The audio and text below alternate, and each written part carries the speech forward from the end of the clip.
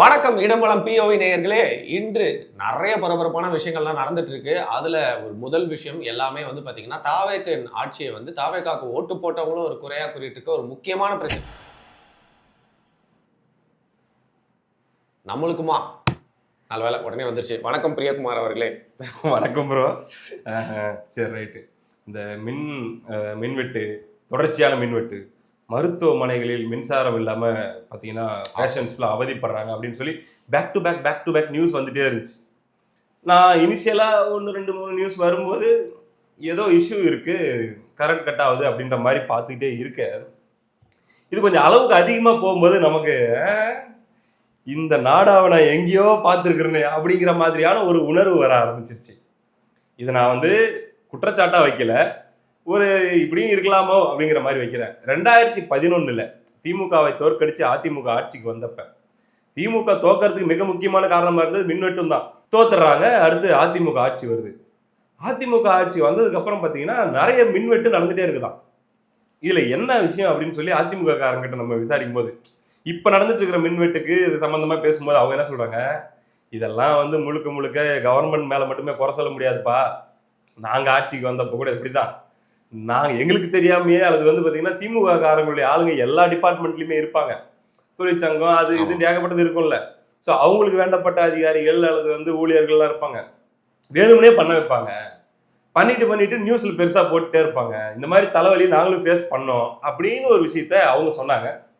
அவங்க அனுபவத்துல இருந்து பார்க்கும்போது ஒருவேளை இப்படியும் இருக்குமோ அப்படின்ற ஒரு சின்ன ஒரு சந்தேகம் வர ஆரம்பிக்குது. ஏன்னா ஒரு கவர்மெண்ட் புதுசா வந்து 15 நாள் ஆகுது, இன்டென்ஷனலா தனக்கு கெட்ட பேர் வேணும்ன்றதுக்காக போய் வெடுக்குன்னு கரண்ட் கட் பண்ணிட்டா இருப்பாங்க சம்மர்ல. அதுவும் ஸோ இந்த சீசன்ல இது நடந்தா இந்த கவர்மெண்ட் கெட்ட பேர் வரும்னு நினைக்கிற சக்திகள் இதை பண்ணலாம் அல்லவா, இதுல எதனா அவங்களோட இன்ஃப்ளூயன்ஸ் இருக்கலாம் அல்லவா அப்படின்ற கோணத்திலும் கொஞ்சம் தீவிரமா கண்காணிக்கிறது அவசியம் அப்படிங்கிற ஒரு விஷயத்த நான் இந்த இடத்துல பகிர்ந்துக்கிறேன். ஏன்னா பிரதர், நான் ஓப்பனா பேசுறேன்.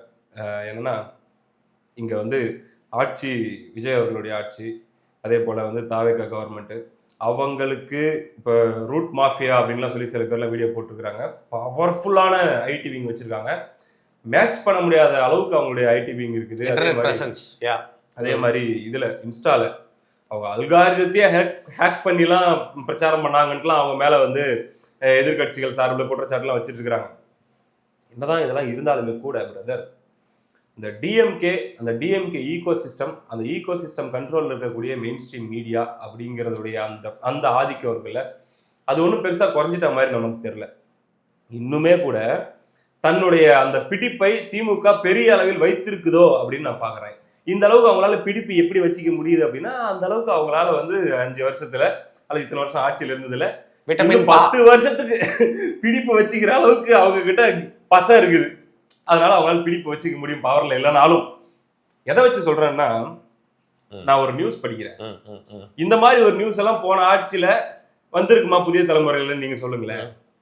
தாவேகா பொறுப்பேற்ற 15 நாட்களில் 25 கொலைகள், 4 இரட்டை கொலைகள், 19 பாலியல் குற்றங்கள், பேசு பொருளாகும் சட்டம் ஒழுங்கு விவகாரம், ஆட்சி மாறினால் காட்சி மாறும் என்று தாவேகா பேசி வந்த நிலையில் குற்றங்களை தடுக்கவும் குற்றவாளிகளை ஒடுக்கவும் அரசு தீவிர நடவடிக்கை எடுக்க வேண்டும் என்று எதிர்பார்க்கிறார்கள் மக்கள். என்ன செய்ய போகிறார் முதல்வர் விஜய் அப்படின்னு சொல்லி நியூஸ் போட்டிருக்காங்க புதிய தலைமுறையில. இந்த மாதிரி நியூஸ் அதெல்லாம் பார்த்த ஞாபகம் இருக்கா உங்களுக்கு? தினுசா வினோதமா புதுசா இருக்கே இது. ஸ்டாலின் ஆட்சியில் இந்த மாதிரி என்ன செய்ய போகிறார் ஸ்டாலின்? 23,000 பாலியல் குற்றங்கள், 75,000 கொலைகள் அப்படின்ட்டு வந்து சேலஞ்ச் பண்ணி கேள்வி கேட்கிற மாதிரி முடிச்சு வச்சிருக்காங்க. என்ன செய்ய போகிறார் அப்படின்னு அது நான் இது வரைக்கும் பார்த்தது இல்ல. கடந்த 4-5 ஆண்டுகளா மக்கள் சொல்றாங்கன்ட்டு இவங்களும் அதை ஆட் பண்ணி சொல்றாங்கல்ல, மக்கள் இப்படிலாம் சொல்றாங்க. இல்லைங்க, இன்னொரு யூடியூப் சேனல் நீங்க பார்த்துருப்பீங்களான்னு தெரியல, ஒரு யூடியூபருடைய ஒரு யூடியூப் சேனல், அதுல வந்து ஒரு வாக்ஸ் பாப் எடுக்கிறாங்க. அந்த யூடியூபர் வந்து பாத்தீங்கன்னா வந்து திமுகவை சேர்ந்தவர் இல்ல. அந்த யூடியூபருடைய யூடியூப் சேனல் வந்து பாத்தீங்கன்னா ஸ்டாலின் அவர்கள் தோத்து போனா கொளத்தூர் தொகுதியில் போயிட்டு ஒரு வாக்ஸ் பாப் எடுக்கிறாங்க. ஸோ அதில் வந்து பார்த்தீங்கன்னா வந்து அந்த யூடியூபர் எந்த சேனலுக்கு அந்த கட்சிக்கு சப்போர்ட் பண்ணுறாரோ அதுக்கு சப்போர்ட் தானே மக்கள் பேசணும். அதில் எல்லாமே வந்து ஸ்டாலின் அவர்களை புகழ்ந்தும் அவர் இருந்தப்போ இந்த மாதிரி கரண்டே கட் ஆகலை அப்படின்னு சொல்லிட்டு ரிப்பீட்டடாக அந்த மாதிரி வாக்ஸ் பாப் ஆன்சர்ஸே வந்துட்டு இருக்கு. எந்த கட்சி பிரதர்? ஒரு யூடியூபருடைய யூடியூப் சேனல்னு சொல்கிறேன், அது உங்களுக்கு புரியலன்னா மக்கள் புரிஞ்சுப்பாங்க அப்படின்னால. ஸோ பேசிக்லி வந்து பார்த்தீங்கன்னா என்ன ப்ரொஜெக்ட் பண்ண ட்ரை பண்ணுறாங்க அப்படின்னா, ஸ்டாலின் இருந்தப்போ வந்து கரண்ட் கட் ஆகாமல் இருந்துச்சு கொளத்தூரில், இப்போ பார்த்தீங்களா அவரை நீங்கள் தோக்கடிச்சிட்டீங்க, எவ்வளோ தொடர்ந்து கட் ஆகுது அப்படிங்கிற மாதிரி அதை நிறுவ முயற்சிக்கிறாங்க.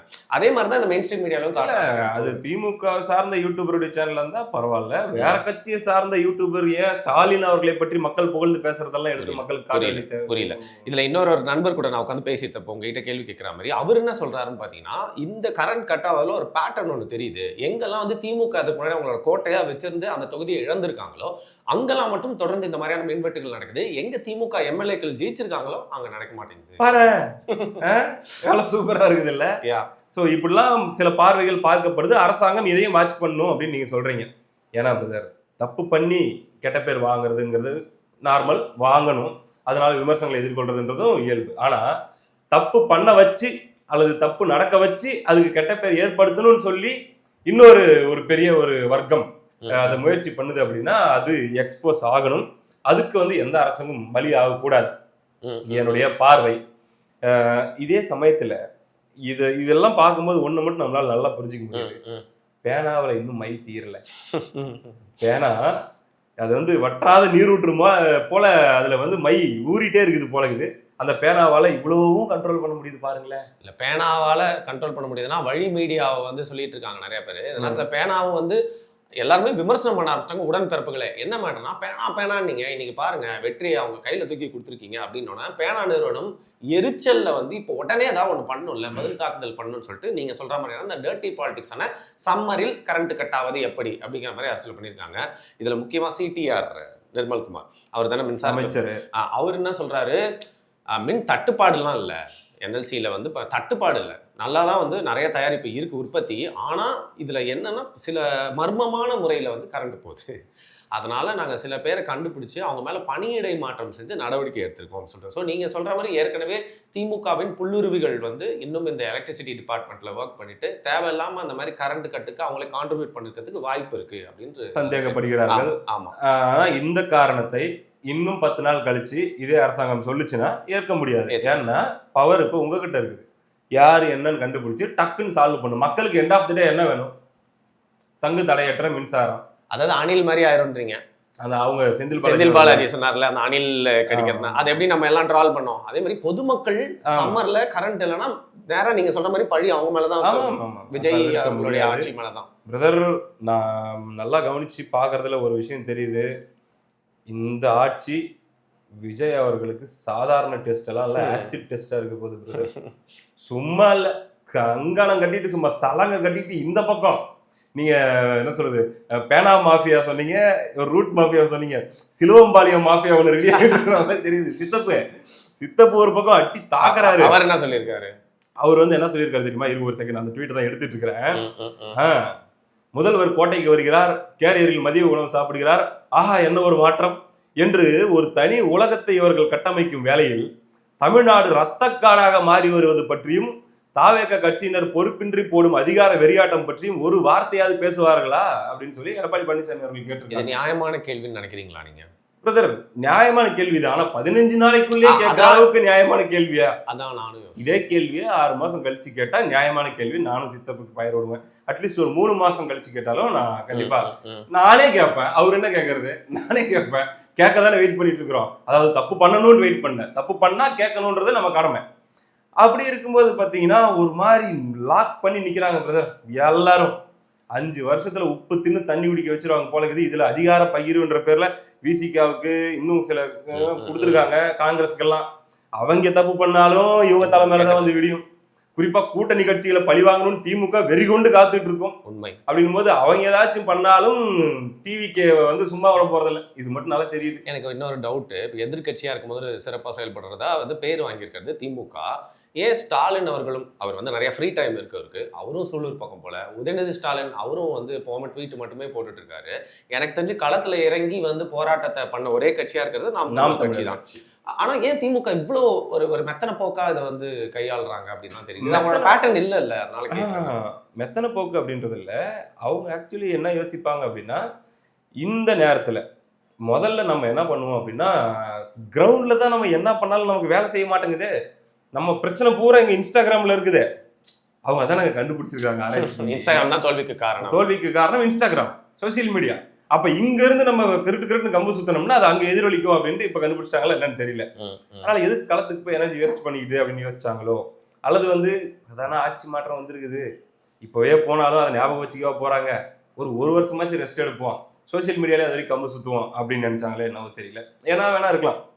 இந்த சூழல்ல இப்ப அந்த கேள்வி புதிய தலைமுறையில் கேட்டிருந்தாங்களே, இத்தனை கொலைகள், இத்தனை இரட்டை கொலைகள், இத்தனை பாலியல் குற்றங்களுக்கு உண்மையிலே ப்ரெஷர், அந்த ப்ரெஷர் எந்த அளவுக்கு போயிருக்குதுன்னா இன்னைக்கு ஒரு அவசர மீட்டிங்கே முதலமைச்சர் போறாங்க. ஆமா, அந்த அவசர மீட்டிங்ல கடும் குற்ற செயல்களில் ஈடுபடுவோர் மீது துரிதமாக வழக்கு பதிவு செய்து அதனை விரைவாக விசாரணை செய்தும் வழக்கினை நடத்தியும் கடும் தண்டனை பெற்று தர வேண்டும் என மாண்புமிகு தமிழ்நாடு முதலமைச்சர் திரு ச ஜோசப் விஜய் அவர்கள் உத்தரவு. அதாவது இன்னைக்கு ஆலோசனை கூட்டம் நடைபெற்றது. இதுல வந்து பாத்தீங்கன்னா குற்றச்செயல்களில் ஈடுபட திட்டமிடுபவரை அந்த குற்றங்கள் நடப்பதற்கு முன்பாகவே தடுக்கும் விதமாக உங்களுடைய செயல்பாடு இருக்க வேண்டும், வருமுன் காப்போம் அப்படின்னு சொல்லி அனைத்து பிரிவு அதிகாரிகள் எல்லாம் கூப்பிட்டு வச்சு, குறிப்பா இந்த law and order and women safety இந்த விஷயத்துக்கு ஒரு மீட்டிங் நடத்தியிருக்காரு பிரதர். இப்ப இது ஒரு மாபெரும் புரட்சிகர அறிவிப்பா அல்லது மாபெரும் ஒரு புரட்சிகர உத்தரவா அப்படின்னு பாத்தீங்கன்னா அப்படிலாம் இல்லை. எல்லா அரசாங்கமும் இதை அடிக்கடி மீட்டிங் போடுவாங்க, அடிக்கடி சொல்லுவாங்க, அவங்கள பண்ண சொல்வதாக செய்தியெல்லாம் வரும்.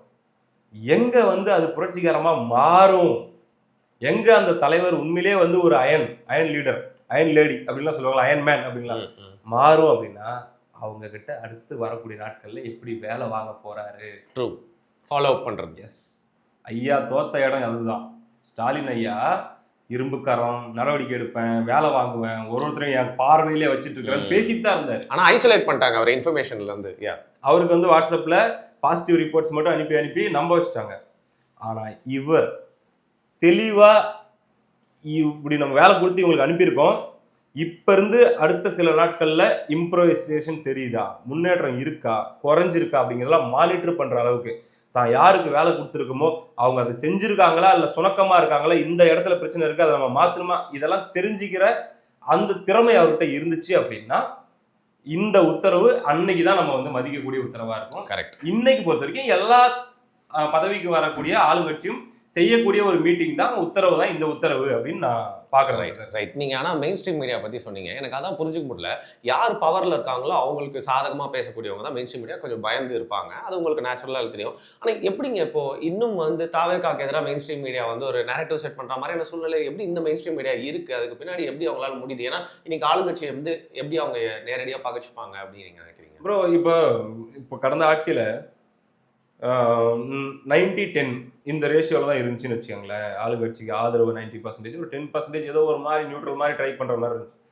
இப்ப ஆட்சி மாற்றம் வந்ததுக்கு அப்புறம் அது 90-10 அப்படின்ற ரேஷியோ வந்து கொஞ்சம் வேணா இப்படி மாறலாம், 60-40 இல்ல 5 இந்த பக்கம் 5 அந்த பக்கம் அப்படிங்கிற மாதிரி மாறலாம். ஏன்னா இப்ப அரசு விளம்பரங்கள் இருக்குது, கேபிள் டிவி இருக்குது, இப்ப இதுல எல்லாம் நமக்கு சிக்கல் வரக்கூடாது அப்படின்ற ரிஸ்க் எடுக்கணுமா அப்படின்னு யோசிச்சு கொஞ்சம் நம்ம ஓவரா டிஎம்கேக்காக வேலை செய்யாம ஒரு டைப்பா போயிடலாம்னு யோசிக்கிற மீடியாவும் இருக்கும். இது எல்லாத்துலேருந்தும் உனக்கு என்ன வரும், அதை விட நான் உனக்கு நல்லாவே பாத்துக்கிறேன் சரி அப்படின்ற ஒரு ஆஃபர் வந்துச்சுன்னா ரைட்டு, அப்புறம் என்ன அப்படின்னு சொல்லி வேலை செய்யற மீடியா. அதுக்கு கேப்பபிளானவங்க தான் திமுக தரப்பு இல்லையா, அவ்வளோ சேர்த்து வச்சிருக்காங்க. டெஃபினெட்லி ஒர்க் ஷாப் நடத்த போறாங்க பிரதர். இதுக்கு மேல நினைச்சு பாருங்க, அதாவது லட்சக்கணக்கான கான்டென்ட் கிரியேட்டர்ஸை உருவாக்க போறாங்க அவங்க. அவங்க எஃபெக்டிவா பண்ண போறாங்களோ இல்லையோ, ஆனா பில் போடுவாங்களா போட மாட்டாங்க, அந்த பில் கட்டுறதுக்கு அவங்க ரெடியா இருக்காங்க. ஸோ இந்த மாதிரி அவங்க தயாராகிட்டு இருக்கிறாங்க. மொத்தத்துல இந்த ஆட்சி அப்படிங்கிறது சாதாரண ஒரு என்ன சொல்றது, கடந்த 5 ஆண்டுகள் இவர் சொல்லுவாங்க, பத்திரிகையாளர் மணி அழகா சொல்லுவாரு, ஓகேவா, அடிக்கடி சொல்லுவாரு. என்னை பொறுத்தவரை நாளைக்கு 4 வாட்டி சொல்லுவாரு.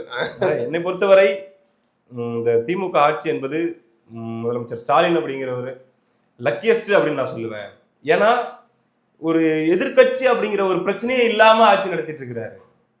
அவரை வந்து பிரஷர் கொடுக்கறதுக்கும் அவரை வந்து கடுமையா கார்னர் பண்றதுக்கும் இங்க யாரும் பெருசா இல்ல. ஒருத்தங்க அவங்களுடைய இன்டர்னல் இஷ்யூஸை பார்த்துட்டு இருக்கிறாங்க, இன்னொருத்தங்க முன்னெல்லாம் ரொம்ப சவுண்ட் விட்டுட்டு இருப்பாங்க, இப்போ கொஞ்சம் ஒரு மாதிரி அட்ஜஸ்ட்மெண்ட்ல போயிட்டாங்க. விஜய் இனிமே தான் வந்துட்டு இருக்கிறார் அந்த 25, 24 அந்த டைம்ல சொல்றேன், 2024, 25 டைம்ல. ஸோ ஒரு லக்கியஸ்ட் சீஃப் மினிஸ்டரா ஸ்டாலின் அவர்கள் இருக்காரு. மீடியா சொல்லவே தேவையில்ல, ரொம்ப கேவலமா போயிடுச்சுன்னா மணி அவர்கள் சொல்லுவாரு. இப்ப நம்ம இப்படி சொல்லலாமா, அவர் மொழியில சொல்றாருந்தா இப்ப விஜய் அவர்கள் வந்து பாத்தீங்கன்னா அன்லக்கியஸ்ட் சீஃப் மினிஸ்டரா இருக்கிறதுக்கான வாய்ப்பு நிறைய இருக்குது. மீடியா ஒரு பக்கம் அத்தனை அம்புகள், too much of attention, too much of attention, too much of expectation, தூய சக்தி அப்படின்னு சொல்லி அவங்க இவங்களை ப்ரொஜெக்ட் பண்ணுது. எதெல்லாம் இவங்களை ஜெயிக்க வச்சுச்சோ, அதாவது விஜய் ரொம்ப கம்மியா பேசினாருங்க, அதுதான் அவருடைய வெற்றி காரணம். ஏன் அப்படின்னா அவர் கம்மியா பேசுனதை வந்து மக்கள் எல்லாரும் கம்ப்ளீட்டா மெமரைஸ் பண்ணிக்கிட்டாங்க, அப்படி ரிசீவ் பண்ணிக்கிட்டாங்கன்ட்டு. நல்ல விஷயம். ஆனா நாளைக்கு ஒரு ஊழல் நடந்தாலும் ஒண்ணும் இல்ல பெண்களுக்கு எதிரான ஒரு குற்றம் நடக்குது, டக்குன்னு எதை எடுப்பாங்க? விஜய் ஸ்பீச், அண்ணன் மாமன் அவருடைய ஸ்பீச் தான். என்ன சார் கவர்மெண்ட் நடத்துறீங்க, நாடா என்னது அப்படின்லாம் பேசியிருப்பாருல, டக்குன்னு எடுத்து போடுவாங்க. மக்களுக்கு விஜய் அவர்களுடைய பேச்சு முழுசா போய் சேர்ந்ததுல இருக்கக்கூடிய ஆபத்து என்ன அப்படின்னா, நாளைக்கு இந்த ஆட்சியில தவறு நடக்க நடக்க விஜயுடைய பேச்சுகளே விஜய்க்கு எதிராக மாறும். It will be reflected towards himself. மற்ற தலைவர்கள் பேசுனது எதுவுமே ஞாபகம் இருக்காது, ஏன்னா நிறைய பேசி வச்சுட்டாங்க. இவர் கம்மியா பேசி மனப்பாடம் பண்ண வச்சுட்டாரு. இது எல்லாத்தையும் பயன்படுத்துவார்கள். அதான் இப்ப நம்ம மணி அவர்கள் உதாரணம் சொன்ன மாதிரி அன்லக்கினா நான் எந்த மொழியில சொல்றேன்னா, அவ்வளோ எதிர்கட்சிகள் இருக்கும். Extreme level of cornering, state centre, 2ஆம் இடத்துல வந்த கட்சி, 3ஆவது இடத்துல வந்த கட்சி, 4ஆவது இடத்துல வந்த கட்சி, அது போக பார்த்தீங்கன்னா ஊடகங்கள் அப்படின்னு சொல்லி சும்மா சுத்தி வளைச்சி இப்படி நிற்பாங்க. அதை தாண்டி நல்லாட்சி கொடுத்து மக்களை வந்து நம்ப வைக்கணும். நல்லாட்சி கொடுத்துட்டா இருப்பா இந்த மனுஷன் அப்படின்னு சொல்லி இந்த ஆட்சியுடைய முடிவுல கன்வின்ஸ் பண்ணிருக்கணும். ரைட், சாதாரண டாஸ்க் இல்லை. உண்மைதான். Easy times created a weak CM, so hard times creating strong சிஎம்ன்றதை பொறுத்து தான் பார்க்கணும். அடுத்து ரொம்ப முக்கியமான விஷயம், அதிகமாக வந்து பார்த்தீங்கன்னா இப்போ யூடியூப் சேனலுக்கு வீடியோ போடுறது மட்டும் இல்லாமல் ட்விட்டர் போன்ற தளத்தில் வந்து நீங்கள் ரொம்ப ஆக்டிவாக இருப்பீங்க.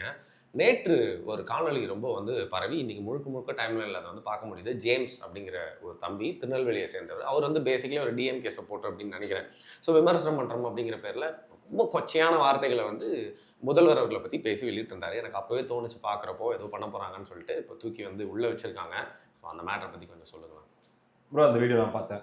முதல்ல வந்து பார்த்தீங்கன்னா கேவலம், கொடுமை. அதாவது என்ன சொல்றதுன்னா, பேசும்போது நடுவில் கெட்ட வார்த்தை வர்றது ஒரு விஷயம். ஒரு பேச்சே கெட்ட வார்த்தையா இருந்தா என்ன, ஒரு வார்த்தைக்கு இன்னொரு வார்த்தை, அதாவது 10 கெட்ட வார்த்தைக்கு நடுவில் ஏதாச்சும் ஒரு நார்மல் வார்த்தை இருக்குதான்னு பார்க்குற அளவுக்கு ஒரு 1.5 நிமிஷத்துக்கு பேசி வச்சிருந்தாப்புல. டிஎம்கே சப்போர்ட்டர் தான் தெரியுது. இந்த தேர்தல் முடிவுகள் குறிப்பாக கொளத்தூர்ல ஐயா ஸ்டாலின் தோற்றதெல்லாம் பயங்கரமா ஃப்ரஸ்ட்ரேட் பண்ணியிருக்கு அப்படின்னு நான் நினைக்கிறேன்.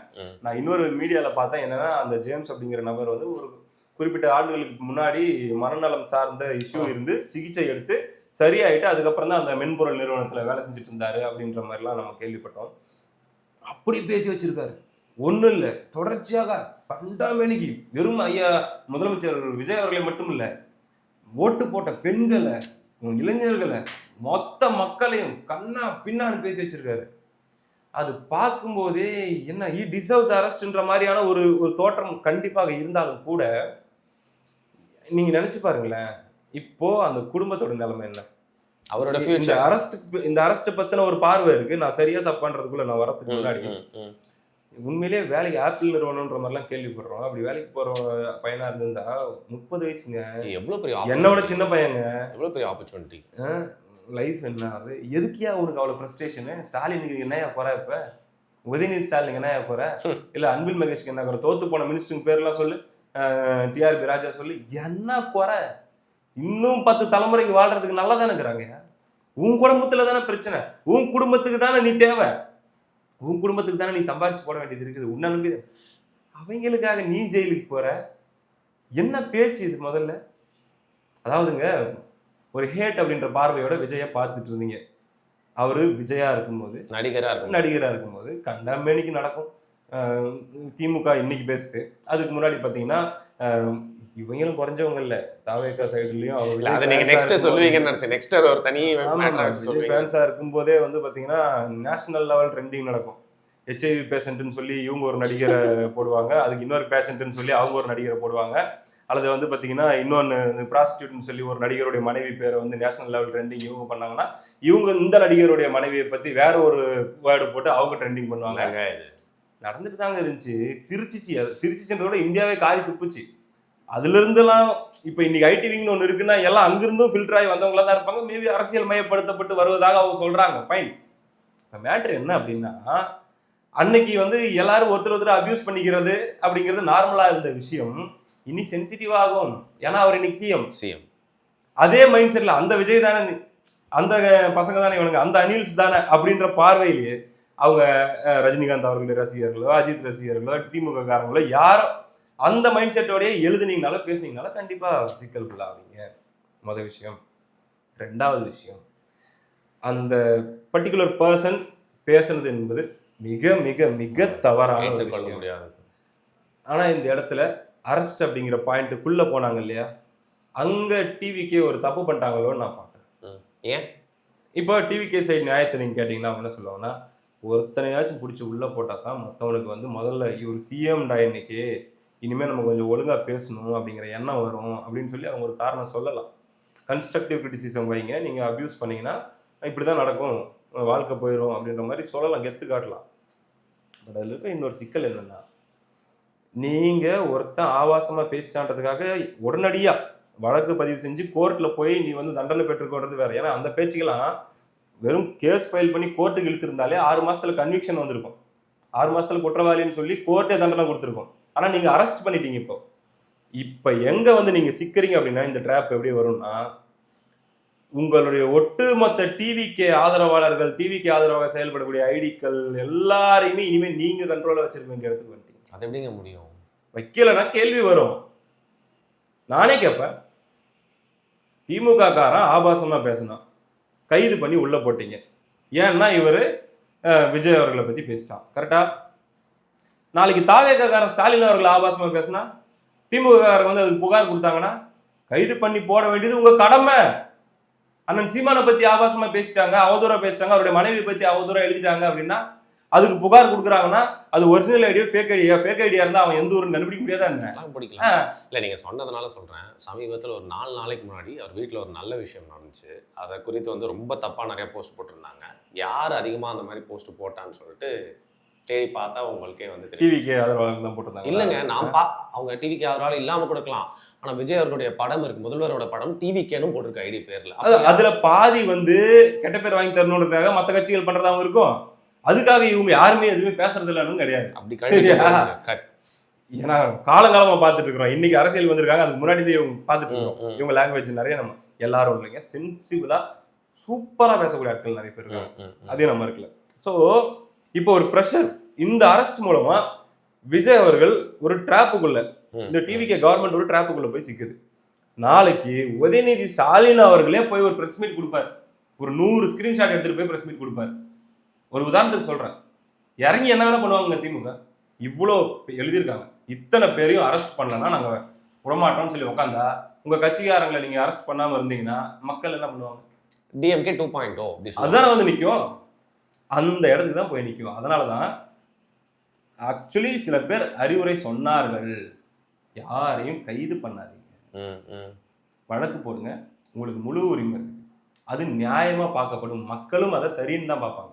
வழக்கு போட்டீங்கன்னா அவன் பேசின பேச்சுக்கு அவனுக்கு தண்டனை கிடைச்சிரும், கன்விக்ஷன் வாங்கி உள்ள வைங்க, அப்ப தப்பு வராது, கோர்ட்டு தண்டனை கொடுத்துருச்சுப்பான்னு ஆயிடும். புரியுது. டைரக்ட் அரெஸ்ட்னு போனீங்கன்னா டிஎம்கே வாங்க, இதை எங்கேயோ பார்த்துருக்கோமே, அவங்க மாதிரியே பண்றாங்க அப்படிங்கிற மாதிரி வரும். அண்டு அவங்களுக்கு ஒரு நியாயம், இவங்க கட்சி ஆதரவா பேசுற ஆளுங்களுக்கு ஒரு நியாயமா, அப்ப இவங்களுக்கு அவங்களுக்கு என்னையா வித்தியாசம் அப்படின்ற இடத்த நோக்கியும் வந்துடும்.